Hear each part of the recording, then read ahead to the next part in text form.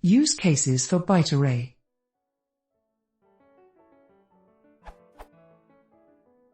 Can you point out a scenario in which Python's bytearray is useful?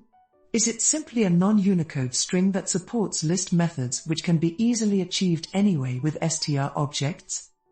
I understand some think of it as the mutable string. However, when would I need such a thing?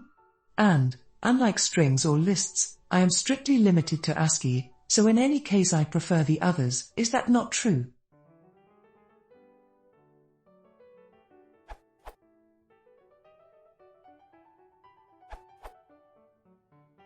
Bach.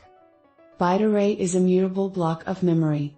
To that end, you can push arbitrary bytes into it and manage your memory allocations carefully. While many Python programmers never worry about memory use, there are those of us that do. I manage buffer allocations in high-load network operations. There are numerous applications of a mutable array, too many to count. It isn't correct to think of the byte array as a mutable string.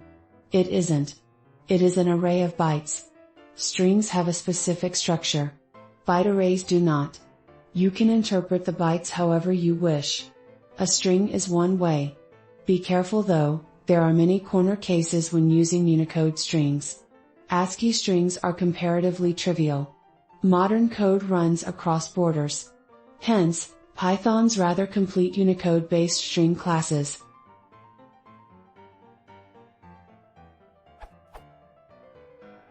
A byte array reveals memory allocated by the buffer protocol.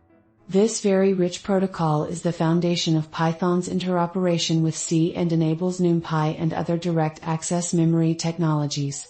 In particular, it allows memory to be easily structured into multidimensional arrays in either C or Fortran order. You may never have to use a byte array. Anon, Andrew.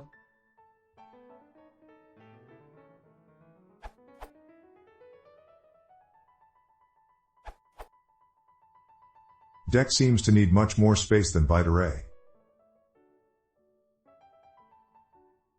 I guess this is because of the layout. If you need samples using byte array, I suggest searching the online code with knowledge.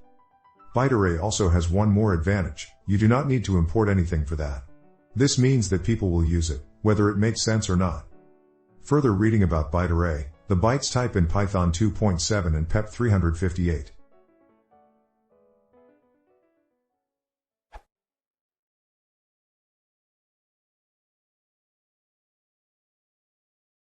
If you want to see more, please consider subscribing.